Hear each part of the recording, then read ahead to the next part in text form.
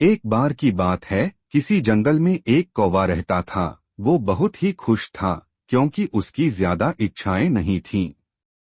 वह अपनी जिंदगी से संतुष्ट था। लेकिन एक बार उसने जंगल में किसी हंस को देख लिया और उसे देखते ही सोचने लगा कि ये प्राणी कितना सुंदर है। ऐसा प्राणी तो मैंने पहले कभी नहीं देखा।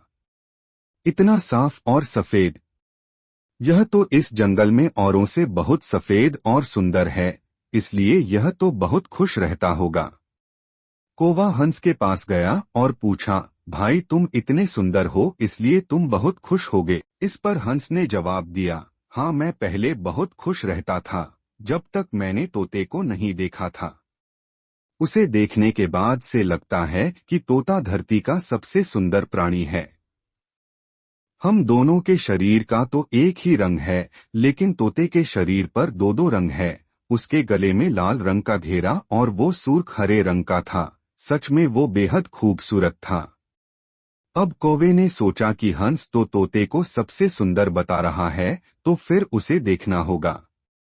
कौवा तोते के पास गया और पूछा, भाई तुम दो दो रंग पाकर बड़े खुश होगे। इस पर तोते ने कहा, हाँ मैं तब तक खुश था जब तक मैंने मोर को नहीं देखा था।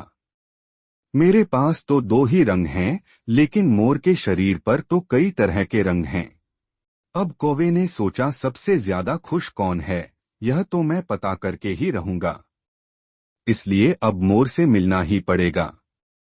कौवे ने मोर को जंगल में ढूंढा, लेकिन उसे पूरे जंगल में एक भी मोर नहीं मिला और मोर को ढूंढते ढूंढते वह चिड़ियाघर में पहुंच गया तो देखा मोर को देखने बहुत से लोग आए हुए हैं और उसके आसपास अच्छी खासी भीड़ है। सब लोगों के जाने के बाद कौवे ने मोर से पूछा, भाई तुम दुनिया के सबसे सुंदर जीव हो और रंग बिरंगे हो, तुम्हारे साथ लोग फोटो खिंचवा रहे थे। तुम्हें तो बहुत अच्छा लगता होगा और तुम तो दुनिया के सबसे खुश जीव होगे। इस पर मोर ने दुखी होते हुए कहा, भाई अगर सुंदर हूं तो भी क्या फर्क पड़ता है।